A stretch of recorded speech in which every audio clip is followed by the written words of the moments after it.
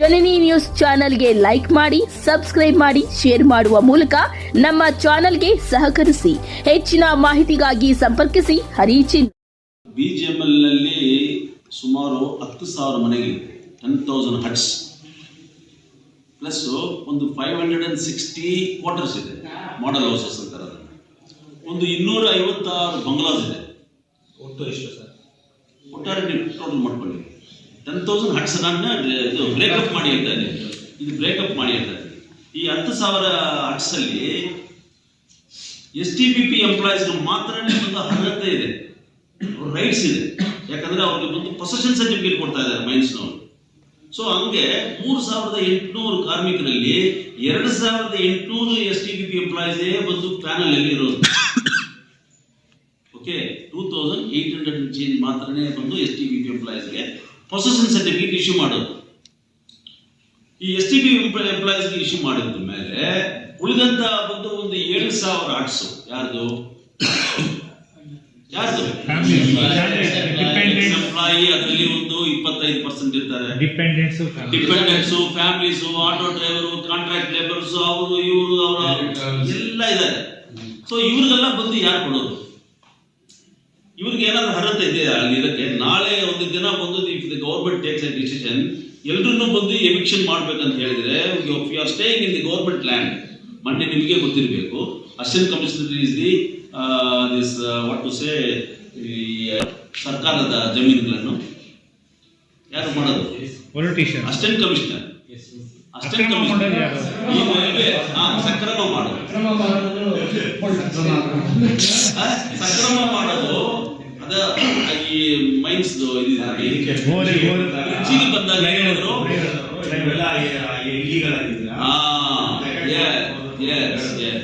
So tomorrow I don't want my people to come to the streets.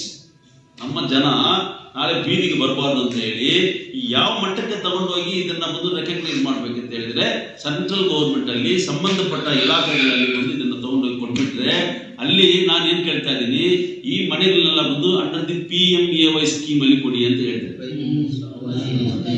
Okay, do you understand ನಾವು?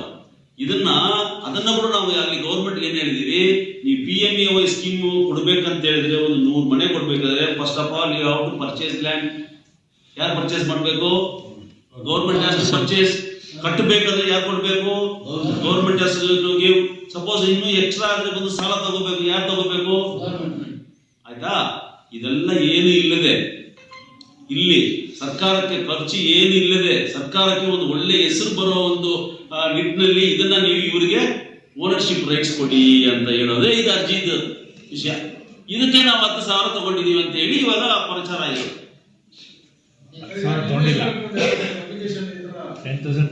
ಇಲ್ಲಿ ಕೇಳ್ಬೇಕು ನೀವು ಯಾರನ್ನ, ಇಲ್ಲಿದೆ ಫೋನ್ ನಂಬರು, ಇಲ್ಲ ನಾನು ಸುಮ್ಮನೆ just not for joking, I am very serious about it. You verify, ನೀವು ಇನ್ವೆಸ್ಟಿಗೇಟ್ ಮಾಡಿ. ಇದರಲ್ಲಿ ಒಂದು 1000 ಅಪ್ಲಿಕೇಶನ್ ಇದೆ, ಒಂದು 10 ಅಪ್ಲಿಕೇಶನ್ ಫಾರ್ಮ್ಗೆ ನೀವು ಎಲ್ಲ ಮೀಡಿಯಾದವ್ರು ಎಷ್ಟು ಜನ ಬಂದಿದ್ರೆ ಒಬ್ಬೊಬ್ಬರು ಒಂದೊಂದು ಅಪ್ಲಿಕೇಶನ್ ತಗೊಂಡು ಫೋನ್ ಮಾಡಿ. ಆಮೇಲೆ ಬಂದು ಅಗ್ನಿ ಪೇಪರ್ಗೆ ನೀವು ಏನ್ ಮಾಡ್ಬೇಕಂತ ನೀವೇ ಹೇಳಿ. ಈಗ ಈ ಅಗ್ನಿ ಪೇಪರ್ ಅವ್ರು ಬರ್ದಿರೋ ವಿಷಯದಲ್ಲಿ ಸತ್ಯಕ್ಕೆ ಸುಳ್ಳು ಆಗುತ್ತೆ, ನಿಜಾಂಶ ಅದರಲ್ಲಿ ಯಾವುದೂ ಇಲ್ಲ. ಅದೇನಾಗುತ್ತೆ ಅಂದರೆ, ಈಗ ಒಂದು ಕಡೆ ನಮ್ಮ ಪಕ್ಷಕ್ಕೆ ಮುಜುಗರವನ್ನು ಉಂಟು ಮಾಡ್ತದೆ. ಅದೇ ರೀತಿ ಇವತ್ತು ರಾಜೇಂದ್ರನ್ ಅವ್ರ ಹೆಸರನ್ನ ಇವತ್ತು ಇಲ್ಲಿ ಅದರಲ್ಲಿ ಪತ್ರಿಕೆಯಲ್ಲಿ ಅವ್ರು ಮಾಡಿರೋ ಒಂದು ರಿಪೋರ್ಟ್ಸ್ ನೋಡಿದಾಗ ಅದು ಖಂಡನೀಯ ವಿಷಯ. ಯಾಕೆಂದರೆ ಒಂದು ಮಾಧ್ಯಮದಲ್ಲಿ ಬರಬೇಕಾದ್ರೆ ವಿಷಯಗಳು ಸತ್ಯಾಸಂಗತಿಯನ್ನು ತಿಳ್ಕೊಂಡ್ಮೇಲೆ ಅದನ್ನು ಸುದ್ದಿ ಮಾಡಬೇಕಾಗುತ್ತೆ. ಇವತ್ತಿದು 1 ವಾರದಿಂದ ಈ ಘಟನೆ ಯಾವ ರೀತಿ ಹೋಗ್ತಾ ಇದೆ ಅಂದರೆ, ನಮ್ಮ ಮೀಡಿಯಾದವರು ಎಲ್ಲರೂ ಬಂದು ವಾಟ್ಸಪ್ನಲ್ಲಿ ಅದನ್ನು ಹಾಕಿ ಇಡೀ ಕೋಲಾರ ಜಿಲ್ಲೆಲ್ಲ, ಇಡೀ ಕರ್ನಾಟಕಕ್ಕೆ ತೋರಿಸ್ತಾರೆ. ಹಂಗಿದ್ದಾಗ ಒಬ್ಬ ನಾಯಕನಿಗೆ ಒಂದು BGML ವಿಷಯವಾಗಿ ಇವತ್ತು ಸತತವಾಗಿ ಹೋರಾಟ ಮಾಡ್ಕೊಂಡು ಬಂದು ಅವ್ರಿಗೆಲ್ಲ ಮನೆ ಆಗಬೇಕು ಅಂತ ಪ್ರೈಮ್ ಮಿನಿಸ್ಟರ್ ಆವಾಸ್ ಯೋಜನೆಯನ್ನು ಏನೋ ಮಾಡಿ BGML ಜನಗಳೆಲ್ಲ ಅವ್ರಿಗೆ ಒಳ್ಳೆಯದಾಗಬೇಕು ಅಂತ ಅವರು ಏನೋ ನಮ್ಮ ಕುಮಾರಣ್ಣನ ಮತ್ತು MP ಅವ್ರನ್ನ ಕೈಕಾಲು ಬಿದ್ದಿರೋ ಮಾಡ್ತಾರೆ. ಇಂಥ ಮಾಡೋ ವಿಷಯದಲ್ಲಿ ನಾವು ಅವ್ರ ಜೊತೆ ಕೈ ಜೋಡಿಸಿ ಕೆಲಸ ಮಾಡಬೇಕು ಅನ್ನೋದನ್ನು ಬಿಟ್ಟು ಈ ರೀತಿ ಸುಳ್ಳು ಹೇಳಿಕೆಗಳನ್ನು ಕೊಟ್ಕೊಂಡು ಪತ್ರಿಕೆ ಮಾಧ್ಯಮದಲ್ಲಿ ಬರೆಯೋದು ಅವ್ರಿಗೆ ಎಷ್ಟು ಮಾತ್ರ ಅದು ಶೋಭಿತ ತರುತ್ತೆ ಅನ್ನೋದು ನಮ್ಗೆ ಗೊತ್ತಾಗ್ತಾ ಇಲ್ಲ.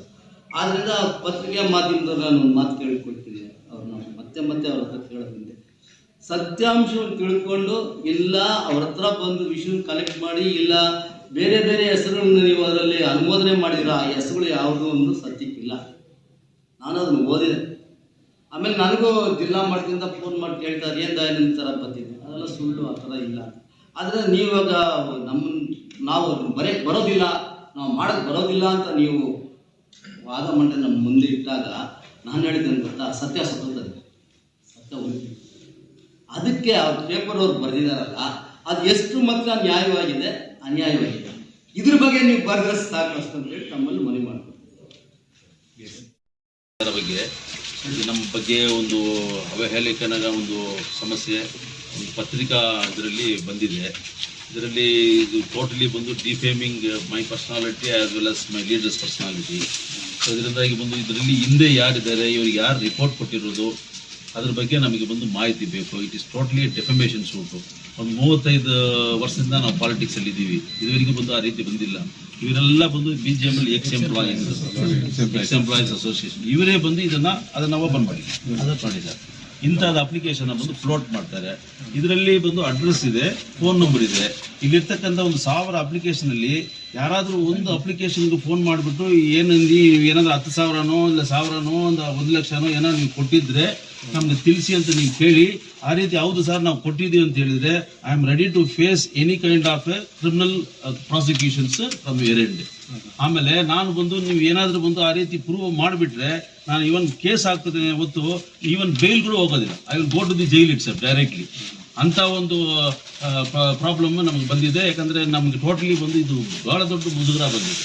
I have to be answerable to the state government as well as to my party leaders at the national level. ನನಗೆ ನಮ್ಮ ದೇವೇಗೌಡರು PF ಫೋನ್ ಮಾಡ್ತಾ ಇದ್ದಾರೆ, ಅದರಿಂದ ಈ ಥರ ಬಂದು ಅಪ್ಪಾಜಿಗೆ ಲೆಟರ್ ಕೊಟ್ಟಿದ್ದಾರೆ, ವಾಟ್ ಇಸ್ ದಿಸ್, ಏನಾದರೂ ಇದನ್ನು ಇಮಿಡಿಯೇಟ್ಲಿ ಇದನ್ನು ಕ್ಲೋಸ್ ಮಾಡಿ ಫೈಲ್ ಸರ್. ನಾನು ಇಲ್ಲ, I have already discuss with our SP and I have given a complaint also. ಅದ್ರ ಮೇಲೆ ಬಂದು they are started the investigation ಅಂತ ಹೇಳಿದ್ದೀನಿ ಸರ್. ಸೊ ಅದರಿಂದ this is the mail. See I did not have a sleep also on that day when I receive this information at 3:55 I sent you the mail on January 5th. ಈ clear ಆಗಿ ಬಂದು ನಾನು ಕೊಟ್ಟಿದ್ದೀನಿ. ಇದರಲ್ಲಿ ಏನೇನು provisions ಇದೆ, how this has happened under section 356 of BNS, civil ಇದು shoot, ಆಮೇಲೆ ಬಂದು ಡ್ಯಾಮೇಜಸ್, ರೆಪ್ಯುಟೇಷನ್ಸ್ ಎಲ್ಲ ಬಂದು article 21 of the constitution it self has given us clearly ಯಾವುದೇ ಬಂದು ರೆಪ್ಯುಟೇಷನ್ ಒಬ್ಬರನ್ನ ಬಂದು ಹಾಳು ಮಾಡಬಾರ್ದು ಅಂತ ಹೇಳಿದ್ದಾರೆ. ಸೊ ಅದೆಲ್ಲ ಬಂದು ನಾನು ನಿಮಗೆ ಬಂದು ಕಾಪಿ ಹಾಕಿ ಮತ್ತೇನೋ ಬಂದು ಇನ್ನೊಂದು ಲೆಟರ್ ಕೂಡ ನಿಮಗೆ ಕಳಿಸಿದ್ದೀನಿ. ಸೊ ಇದ್ರ ಮೇಲೆ ಬಂದು ನೀವು ಏನೇ ಸಹಕಾರ ನಮ್ಮಿಂದ ಬಂದು ಕೇಳಿದ್ರೂ ನಾವು ಕೊಡೋಕ್ಕೆ ತಯಾರಾಗಿದ್ದೀವಿ. ಇವರೆಲ್ಲ ಬಂದು ಸೇರ್ಕೊಂಡು ಈ ಅಪ್ಲಿಕೇಶನ್ ಕಲೆಕ್ಟ್ ಮಾಡಿದ್ದಾರೆ. ನಾವು ಅದನ್ನ ಎವಿಡೆನ್ಸು ಕೊಟ್ಟಿದ್ದೀವಿ. If any one person who has given this application form says that as we have given money ಅಂತ ಏನಾದರೂ ಹೇಳಿದರೆ I am ready for undertaking any kind of responsibility. ಇದೆಲ್ಲ ನಾವೇ ಕಲೆಕ್ಟ್ ಮಾಡಿದ್ವಿ ಸರ್. ಇದರಲ್ಲಿ ಯಾರಾಗ್ಲಿ ಒಂದು ಎಂಪ್ಲಾಯೀಸ್ ನಾವು ಕಲೆಕ್ಟ್ ಮಾಡಿದ್ವಿ ಯಾರಾಗ್ಲಿ ಹೇಳಿದ್ರೆ ತಾವು ಏನು ಹೇಳಿದ್ರು ನಾವು BJML ಅಸೋಸಿಯೇಷನ್ ಎಂಪ್ಲಾಯೀಸ್ ನಾವಲ್ಲ.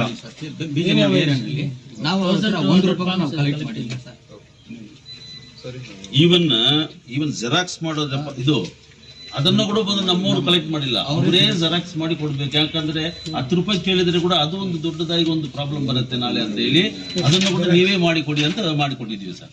ಸುಳ್ಳು ಕೆಲಸ ಕೊಟ್ಟಿದ್ದಾರೆ, ಅವ್ರು ಅರೆಸ್ಟ್ ಮಾಡ್ಬೇಕು ಸರ್. ಕಾನೂನು ಪ್ರಕಾರ ಮುಂದೆ ನಮ್ಮಂತವರು ಒಳ್ಳೆಯದು ಮಾಡುವಾಗ ಯಾರಾದ್ರೂ ಈ ರೀತಿ ತೊಂದರೆ ಕೊಡೋದನ್ನ ಕೂಡ ಈ ನೀವು ತಗೊಳ್ಳೋ ಆಕ್ಷನ್ ಮುಖಾಂತರ ಅದು ನಿಲ್ಲಿಸ್ತಾರೆ. ಯಾಕಂದ್ರೆ ಭಯ ಇರುತ್ತೆ, ಇಲ್ಲಪ್ಪ ನಾವೇನಾದ್ರು ತಪ್ಪು ಮಾಹಿತಿ ಮೀಡಿಯಾದಲ್ಲಿ ಕೊಟ್ಬಿಟ್ಟು ಆಮೇಲೆ ಬಂದು ಕಂಪ್ಲೇಂಟ್ ಕೊಟ್ರೆ ನಮಗೂ ತೊಂದರೆ ಆಗುತ್ತೆ ಅನ್ನೋದು ಅವ್ರಿಗೂ ಒಂದು ಭಯ ಇರಬೇಕು.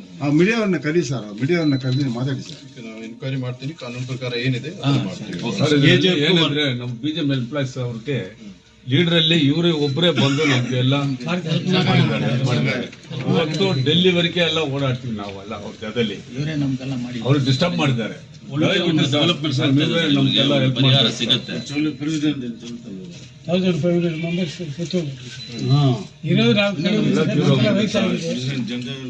ಏನಾಗಲೂ ಬರ್ಬೋದಂತ ನಾವು ಕಾಯ್ತಾ ಇದ್ದೀವಿ. ಸೆಟಲ್ಮೆಂಟ್ ಮತ್ತವರೆಲ್ಲ ಕಂಪನಿ ಕೇಳ್ತಾರೆ, ನಾವೆಲ್ಲ ಸೆಟಲ್ಮೆಂಟ್. KGF ಎಲ್ಲ ಆಫೀಸರ್ ಬಂದಿದ್ದೀರಿ ಸರ್, ಎಲ್ಲ ಹೇಳ್ತಾರೆ ಸರ್ ಇದು ಮಾಡ್ಬೇಕು ಸರ್. ಅದೇ ಹೇಳ್ತಾರೆ, ಮಕ್ಕಳಿಗೆಲ್ಲ ಹೇಳ್ತಾರೆ ಸರ್. ನಮಗೆ ಏನು ಅಧಿಕಾರ ಇದೆ SP ಬಂದಿದ್ದಾರೆ ಅಂತ ಹೇಳ್ತಾರೆ ಸರ್. ಪತ್ರಿಕೆ ನಾವು ಮಾಡ್ಬೇಕು ಸರ್, ಕಾನೂನು ಪ್ರಕಾರ ಕ್ರಮ ತಗೊಳ್ತೀನಿ. ஏன்னா இன்னைக்கு ஒரு நேர்மையான ஒரு தலைவர் கிடைச்சிருக்காருன்னா நம்ம தலைவர் ஜேடிஎஸ் தலைவர் தான். நாங்கள் போயிட்டு வரோம் அன்னைக்கு இன்னைக்கு கோர்ட் மூலியமா நம்ம ஒரு பக்கம் சென்னமாளிக்கு அணுகிறோம். இன்னைக்கு நம்ம ஒரு அரசியல் ரீதியாக நமக்கு ஆள் தேவைன்ற போது நாம் வந்து போய் வரோம். ஏன்னா இன்னைக்கு சோலார் ரீதியில் வந்து நம்ம எம்பி ஜேடிஎஸ் எம்பி இருக்கிறாரு. அவர் மூலியமா நம்ம எதனா கவர்மெண்ட்ல மூவ் பண்ணி நம்ம ப்ராப்ளம் சால்வ் பண்ணிக்கணும் நம்ம போயிருக்கணும். இதுனா இது வந்து இவர் வந்த பிறகு இந்த தொழிலாளி பிரச்சனை ரொம்ப வேகமாக போறதுனால அவங்களுக்கு பொறுக்க முடியல. அதனால என்ன பண்ணனா இந்த மாதிரி லெட்டர் எழுதி போட்டா என்னன்னா எம்பி நம்ம குமாரசாமி பேர் அவங்க பேருக்கு நம்ம இன்க்ளூட் பண்ண அவங்க என்ட்ரு ஆக மாட்டாங்க. அப்ப அவங்க என்ன சொல்லுவாங்க, அட போப்பா கேஜே பிரச்சனை நமக்கு தேவையில்லை. முக்கியமா அதுதான் அவங்க பண்ணியிருக்கிற வேலையே அதுதான். ஆனா என்னன்னாக்கா அங்க எல்லா விஷயத்தையும் டீட்டெயிலாக அவர் சொல்லியிருக்கிறாங்க. அதனால இன்னைக்கு ஒரு தக்க நடவடிக்கை வரணுன்றது தான் நம்மளுடைய இது. ஏன்னு கேட்டா இன்னைக்கு இந்த ஃபார்ம் இருந்து பாரு, இந்த ஃபார்முக்கு முடிவுனா பண்ணது இவர் தான் என்ன சொன்னாருன்னா, நாங்கள் டெல்லிக்கு போறோம்ப்போ எக்ஸாம்பிளாக வீடு கிடைக்குது, எஸ்டிபி எம்ப்ளாய் வீடு கிடைக்குது. இன்னைக்கு பிஜிஎம்எல் பகுதியில் 3-4 தலைமுறை இன்னைக்கு வாழ்ந்துக்கிறாங்க. அவங்க பிள்ளைங்க தான் இன்னைக்கு வீடுகள்லாம் கட்டிங்கிறாங்க. நம்ம போகும்போது இந்த வேலையை நம்ம கவர்மெண்ட்ல அவங்களுடைய கவனத்துக்கு எடுத்து போகலான்ட்டு இன்னைக்கு அவரு வந்து இது இந்த ஒரு 1000 இதை வந்து பண்ணி கொடுத்தாருங்க. நாம வந்து யாருக்கிட்ட சரி இவர் சொன்ன மாதிரி இந்த அப்ளிகேஷன்ல அப்படி போன அட்ரஸ் ஒரே ஒரு ரூபாய் நாங்கள் யாரும் கலெக்ட் பண்ணல. இது ஃபீல்டுக்குள்ள நம்ம ஃபார்ம் இஷ்யூ பண்ணோம். நடிகர்ல சாம்பியன்ல எல்லா இடத்துலையும் இஷ்யூ பண்ணி எல்லாத்தையும் நாங்கள் கலெக்ட் பண்ணி வச்சுக்கிறோம். நீங்க யாருன்னா கூட ஆளுக்கு ஒரு 10 பேப்பர் எடுத்துக்கலாம், நீங்க வெரிஃபை பண்ணலாம். யாருமே நாங்கள் யார்கிட்ட ஒரு பைசா நாங்கள் வாங்கல. சார் சொன்ன மாதிரி இந்த ஜெராக்ஸ் கூட நம்ம வாங்கினா தப்பாயிடும். அதனால நீங்களே பண்ணிட்டு கொடுங்க. ஏன்னா நம்ம தெரியும் ஜேஜபிள்னா பேசுவாங்க தோல் மதியில் அப்படின்றதுக்காக நாங்கள் அந்த வேலையை செய்து இன்னைக்கு பாரு அவங்களே பண்ணி கொடுத்துருக்காங்க. யார் ಕಲೆಕ್ಟ್ ಮಾಡಿದ್ದೀರಾ ಟೋಟಲ್ ಎಷ್ಟು ಅಪ್ಲಿಕೇಶನ್ ಕಲೆಕ್ಟ್ ಮಾಡಿದ್ದೀರಾ ಸೋ ಫಾರ್ 1000 ಅಪ್ಲಿಕೇಶನ್ ಅದು 10 ಬೆನಿಫಿಟ್ಸ್ ಬರಬೇಕಾಗಿರೋದು sir associated to protect the privacy and rights of the citizens. Direct appropriate authorities to take criminal and disciplinary action for corruption, extortion and misuse of official position. Nan the official position. Ensure that ex-employees are protected from your ex-employees. You are protect ಮಾಡ್ತಾರೆ. We the citizens of KGF are always respected parliamentary democracy. We now look to your esteem. Language itself is no any minding. We also compelled to undertake a peaceful democratic action of the Parliament. So, sir, Mukundan, High Court Advocate, Raghavan P. Raghavan Advocate, Mr. Venkat Ramanappa, for your kind information. ನಿಮಗೆಲ್ಲ ಗೊತ್ತಿರುತ್ತೆ Venkataramanappa professor, retired professor, ಈ is no more. ಅವ್ರು ಸತ್ತು ಹೋಗಿ ತುಂಬಾ ತಿಂಗಳಾಗಿದೆ. ಅವ್ರ ಹೆಸರು ಬರ್ದಿದ್ದಾರೆ. ಆಮೇಲೆ ಭಾಸ್ಕರ್ ಅಡ್ವೊಕೇಟ್. ಮಿಕ್ಕಿದವರೆಲ್ಲ ಬಂದು ಯಾರಾದ್ರೂ ವಿ ಮುನ್ಸ್ವಾಮಿ ಏನೋ ವಿ ಮುನ್ಸ್ವಾಮಿ ನಮ್ಮ ಎಕ್ಸ್ ಮುನ್ಸಿಪಲ್ ಪ್ರೆಸಿಡೆಂಟ್ ದಯಾನಂದ ಇದು ನೋಡಿ ನಿಮ್ಮ ಹೆಸರು ಏನೋ ಇದೆ ಸ್ವಾಮಿ ಜಯರಾಮ್ ಏನೋ ಸುಮ್ಮನೆ ಸರ್, ಯಾರೋ ಒಬ್ಬರದೇ ಐಡೆಂಟಿಟಿ ಸರ್ ಎಲ್ಲ. ಸರಿ, ಅವ್ರ ಫೋನ್ ನಂಬರ್ ಇಲ್ಲ ಈ ಕಡೆಗೆ, ಯಾರು ಫೋನ್ ನಂಬರ್ ಇಲ್ಲ, ಅಡ್ರೆಸ್ ಇಲ್ಲ, ಏನಿಲ್ಲ. ಸರಿ ಸರ್, ಇದೆಲ್ಲ ಬರ್ದಿದ್ದಾರೆ. ನಾನು deputy registrar of public societies ನ ex employees association mister Vijayaraghavan letter ಅಲ್ಲಿ ತಗೊಂಡೋಗಿ ಈ ತರ ಬಂದು ಇಷ್ಟು ಸೊಸೈಟೀಸ್ ಇದೆ, ಈ ಸೊಸೈಟೀಸ್ ನಲ್ಲಿ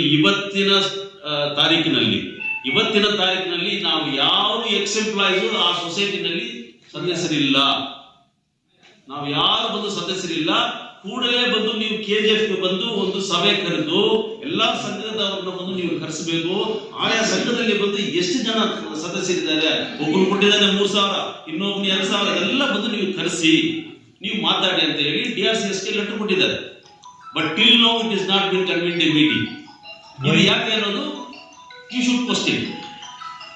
ನೀವು ಕ್ವಶ್ಚನ್ ಮಾಡಬೇಕು. ಈ ತರ ಒಂದು ಕಂಪ್ಲೇಂಟ್ ಕೊಟ್ಟಿದ್ದೀವಿ, ಎಲಿಮಿನೇಷನ್ ಶುಡ್ ಬಿ ಕಂಡಕ್ಟೆಡ್ ಅಂತ ಹೇಳಿದ್ವಿ, ಇಂಪಾರ್ಷಿಯಲ್ ಆಗಿ ಬಂದು ಪ್ರೋಬ್ ಮಾಡಬೇಕು ಅಂತ ನಾವು ಹೇಳಿದ್ವಿ. ಈ ಸೊಸೈಟಿ ಆ ಸೊಸೈಟಿ ಬಂದು ಎಲ್ಲ ಯಾವ ಸೊಸೈಟಿ ಇರಬಾರ್ದು ಅಂತ ನಮ್ಮದು ನಾವು ಕೇಳ್ತಾ ಇದೀವಿ. ಯಾಕಂದ್ರೆ ಇವಾಗ ಸೊಸೈಟಿಗೆ ಏನು ಕೆಲಸನೇ ಇಲ್ಲ, there is no role for the societies at all. ಅದೆಲ್ಲ ಮುಗಿದೋಯ್ತು ಇವಾಗ. ಸೊ ಇದ್ರೂ ಬಂದು ಇವರು ಇದನ್ನ ಇಟ್ಕೊಂಡು ವ್ಯಾಪಾರ ಮಾಡ್ಕೊಂಡಿದ್ದಾರೆ. ಸೊಸೈಟಿ ಇಟ್ಕೊಂಡಿದ್ದಾರೆ.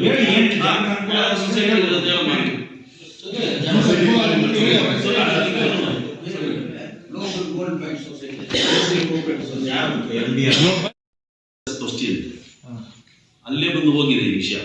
ಹೈಕೋರ್ಟ್ ಅಲ್ಲಿ ಕೇಳಿದ್ದಾರೆ, ಅವರು ಒಂದು ನೋಟಿಸ್ ಕಳಿಸಿದ್ದಾರೆ, ಯಾರಿಗೆ ಡೆಪ್ಯೂಟಿ ರಿಜಿಸ್ಟ್ರಾರ್ ಆಫ್ ಕೋಆಪರೇಟಿವ್ ಸೊಸೈಟೀಸ್ಗೆ ನೋಟಿಸ್ ಕಳಿಸಿ, ಅದರಲ್ಲಿ deputy registrar of cooperative societies ಏನಂತ ರಿಪ್ಲೈ ಕೊಟ್ಟಿದ್ದಾರೆ, our duty is only to register the society, that's all. Our duty is not to enumerate the numbers whether this one ಇಷ್ಟಿದೆಯಾ ಅಷ್ಟಿದೆಯಾ ಅಂತ. ನಮಗೆ ಬಂದು ಒಂದು ಸೊಸೈಟಿನಲ್ಲಿ ಇಷ್ಟಿದ್ದಾರೆ ಅಂತ ಹೇಳಿದ್ರೆ ವಿ ರೆಕಗ್ನೈಸ್ ದಟ್ಸ್ ಆಲ್. ಇದನ್ನ ಮತ್ತೆ ನೀವು ಮೇಲೆ ಹೋಗ್ಬೇಕಂದ್ರೆ you should go to joint registrar ಅಂತ ಹೇಳಿ ಅವರು ಬಂದು ರಿಪ್ಲೈ ಕೊಟ್ಟಿದ್ದಾರೆ. ಜಾಯಿಂಟ್ ರಿಜಿಸ್ಟ್ರಾರ್ ಹೋಗಿದೆ, ಅದೆಲ್ಲ ಬಂದು ಹೋಗ್ತಾ ಇದ್ದಾಗಲೇ ಬಂದು ಇದನ್ನ ಬಂದು ಈ ಕೋಟರಿ ಇದೆಯಲ್ಲ, this is not an ordinary group, ಅಷ್ಟು ಈಸಿಯಾಗಿ ಬಂದು ಇವನ್ನ ಬಂದು ಪ್ಲಕ್ಯಾಟ್ ಮಾಡೋಕ್ಕಾಗಲ್ಲ, ದಟ್ ಈಸ್ ರಿಮೂವ್ ಮಾಡೋಕ್ಕಾಗೋದಿಲ್ಲ. ಇವರು ಹೋಗಿ ಅದನ್ನು ಸ್ಟಾಪ್ ಮಾಡಿ, they all have to come to the books. ಹೆಂಗೆ ಈ ತರ ಒಂದು ಸೊಸೈಟಿನ ಬಂದು ನೀವು ರಿಜಿಸ್ಟರ್ ಮಾಡಿ ಅದನ್ನು ಬಂದು it is will submitted to the records to the honourable high court of Karnataka. ನಿಮ್ಮ ಪಾರ್ಟಿಗೆ ಏನ್ ಮಾಡಿದ್ರಿ, ನೀವೇನ್ ಮಾಡಿದ್ರಿ? ನಮ್ಮ ಪಾರ್ಟಿಯಲ್ಲಿ ನಾನು ಕೇಳಿದ್ದೀನಿ ಏನಾಗ್ತಾ ಇದೆ ಅಂತ ಹೇಳಿದ್ರೆ, ಕೆಲವರೆಲ್ಲ ಬಂದು ಸೇರಿ ಹೈಕೋರ್ಟ್ ನಲ್ಲಿ ಪಿಟಿಷನ್ ಹಾಕ್ತಾರೆ. ಹೈಕೋರ್ಟ್ ಅಲ್ಲಿ ಪಿಟಿಷನ್ ಹಾಕುವಾಗ ಏನ್ ಮಾಡ್ತಾರೆ, ಅವತ್ತಿದ್ದ ಸರ್ಕಾರ ಬಂದು ಇದನ್ನ ಏನಾದ್ರೂ ಮಾಡಿ ಸೆಟಲ್ಮೆಂಟ್ ಮಾಡಬೇಕು, you give me the proposal ಅಂತ ಕೇಳ್ತಾರೆ. ಆ ಪ್ರಪೋಸಲ್ ಅಲ್ಲಿ ಬಂದು ಇವನು ಹೇಳ್ತಾರೆ, ನಾವೇ ಬಂದು ಕಂಪನಿಯನ್ನ ಬಂದು ಸ್ಟಾರ್ಟ್ ಮಾಡ್ತೀವಿ, ನಮಗೆ ಬಂದು ಫೈನಾನ್ಷಿಯಲ್ ಆಗಿ ಬಂದು ಯಾರಾದ್ರೂ ಬಂದು ಗೋಲ್ಡ್ ಮೈನಿಂಗ್ ಆಕ್ಟಿವಿಟೀಸ್ ನಲ್ಲಿ ಇರೋರನ್ನ ಬಂದು ನಾವು ಟೆಂಡರ್ ಮುಖಾಂತರ ತಗೋತೀವಿ, ಅದರಲ್ಲಿ ಫಸ್ಟ್ ರೈಟ್ ಆಫ್ ಚಾಯ್ಸ್ ಬಂದು ನಮಗೆ ಕೊಡಿ ಅಂತ ಕೇಳ್ತಾರೆ. ನಂಬರ್ 1.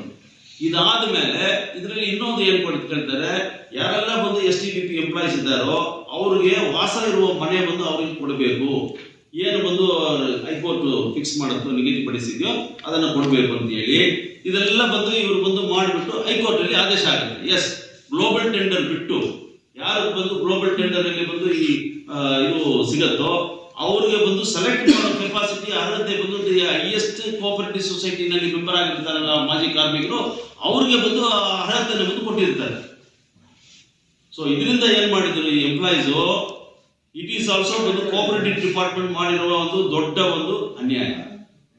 ಒಂದು ex employee of the BGML ಅಂತ ಹೇಳಿದ್ರೆ only 1 cooperative society can be there. ಇಲ್ಲ ಒಂದು 4 ಸೊಸೈಟಿ ಇದೆ ಅಂತ ಹೇಳಿದ್ರೆ an election should be conducted, whoever is having the majority employees, that employees in the society ಬಂದು should be there and other cooperative societies can be dissolved. So ಇಲ್ಲಿ ಏನಾಗಿದೆ, ಅದನ್ನ ಏನು ಮಾಡಿಲ್ಲ. ಏನು ಮಾಡಿದ್ದಾರೆ, ಒಂದು ಕೋಆಪರೇಟಿವ್ ಸೊಸೈಟಿಗೆ 3800 ಕಾರ್ಮಿಕರಿದ್ದಾರೆ ನಮ್ಮ BGML. ಒಂದು ಕೋಆಪರೇಟಿವ್ ಸೊಸೈಟಿನಲ್ಲಿ ಬಂದು 3500 ಎಂಪ್ಲಾಯೀಸ್ ಇದ್ದಾರೆ, ಇನ್ನೊಂದು ಕೋಆಪರೇಟಿವ್ ಸೊಸೈಟಿಯಲ್ಲಿ ಬಂದು 3000 ಇದೆ, ಇನ್ನೊಂದು ಕೋಆಪರೇಟಿವ್ ಸೊಸೈಟಿ 2500 ಇದ್ದಾರೆ, ಇನ್ನೊಂದು ಕೋಆಪರೇಟಿವ್ ಸೊಸೈಟಿ 2000 ಇದ್ದಾರೆ. ಸೊ ಒಟ್ಟಾರೆ ನೀವು ಟೋಟಲ್ ಮಾಡಿ ನೋಡಿ 15,000 ಎಂಪ್ಲಾಯೀಸ್. ಎಲ್ಲ ಒಂದು ಎಂಪ್ಲಾಯೀಸ್, ಇಲ್ಲಿರೋನು ಅಲ್ಲಿರ್ತಾನೆ, ಅಲ್ಲಿರೋನು ಇಲ್ಲಿ ಇರ್ತಾನೆ, ಅಲ್ಲಿರೋನು ಇಲ್ಲಿ ಇರ್ತಾನೆ. ಇದನ್ನೆಲ್ಲ ಏನ್ ಮಾಡ್ತಾರೆ ಇವರು, ಇದೆಲ್ಲ ಇಟ್ಕೊಳ್ತಾರೆ. All this society members employees are all with me ಅಂತ ಹೇಳಿ ಈ south African company, Australian company ಹತ್ರ ಬಂದು ಇವರು ಡೀಲಿಂಗ್ ಮಾಡ್ತಾರೆ. ಇವರು ಡೀಲಿಂಗ್ ಮಾಡಿಬಿಟ್ಟು ಅಲ್ಲಿ ಬಂದು ಕೋಟ್ಯಾಂತರ ರೂಪಾಯಿ ಬಂದು ವ್ಯವಹಾರ ಮಾಡ್ತಾರೆ. ಇವಾಗ ಇತ್ತೀಚೆಗೆ ಕೂಡ ಬಂದು ಸೈನಾಟ್ ಕಾರ್ಬನ್ ಇನ್ ಪಲ್ಪ್ ಪ್ರಾಜೆಕ್ಟ್ ನ ಗ್ಲೋಬಲ್ ಟೆಂಡರ್ ಮಾಡ್ತಾ ಇರುವಾಗ ಯಾರಾದ್ರೂ ಬಂದು ನಾನು ಕೊಡಿಸ್ತೀನಿ ಅಂತ ಹೇಳಕ್ಕಾಗತ್ತಾ? ಸೊ ಆಮೇಲೆ ಟೆಂಡರ್ ಇದಕ್ಕೆ ಏನು ಇದಿದೆ, ಏನಾದ್ರೂ ಇದೆಯಾ ಅದಕ್ಕೆ ರೀಸನಬಿಲಿಟಿ ಹೇಳಿ? ಆಗತ್ತಾ? ಟೆಂಡರ್ ಬಂದು 10 ಜನ ಪಾರ್ಟಿಸಿಪೇಟ್ ಮಾಡ್ತಾನೆ, ನಾನು ಬಂದು ಎಲ್ಲೋ ಒಂದು ಕಡೆ ಒಂದು ಮೂಲೆಯಲ್ಲಿ ಕೂತಿರ್ತಕ್ಕಂಥ ಒಂದು ಪ್ಲಾಟ್ಫಾರ್ಮ್ ನಾನು ಬಂದು ಏನ್ ಮಾಡಿದೆ, ನಾನು ಕೊಡ್ತೀನಪ್ಪ ಅಂತ ಹೇಳಿ ಅವ್ರ ಹತ್ರ ದುಡ್ಡು ವಸೂಲಿ ಮಾಡಿದ್ದಾನೆ. ₹1 ₹2 ಇಲ್ಲ ಸಾಹೇಬ್ರೆ, ವಸೂಲು ಮಾಡಿರೋದು ಬಂದು ನಿಯರ್ಲಿ ಅವ್ರ crores of rupees. ಇವಾಗ ಅವರೆಲ್ಲ ಬಂದು ಹೆಂಗ್ ಬದುಕ್ತಾ ಇದ್ದಾರೆ? ಯಾಕೆ ಬಂದು ಇವರು ಬಂದು ಆರ್ಡಿನರಿ ವರ್ಕರ್ಸ್ ಬಂದು ಒಂದು ಆರ್ಡಿನರಿ ಮನೆಯಲ್ಲಿ, ಚಿಕ್ಕ ಮನೆಯಲ್ಲಿ, ಮೈನ್ಸ್ ಮನೆಯಲ್ಲಿ ಇದ್ದಾರೆ. ಆದ್ರೆ ಈ ಕೋಆಪರೇಟಿವ್ ಸೊಸೈಟಿ ಇರ್ತಕ್ಕಂಥ ಅಧ್ಯಕ್ಷರು ನೋಡಿ, BGML ಅಧ್ಯಕ್ಷರುಗಳು ನೋಡಿ ಹೆಂಗಿದ್ದಾರೆ ಅಂತ.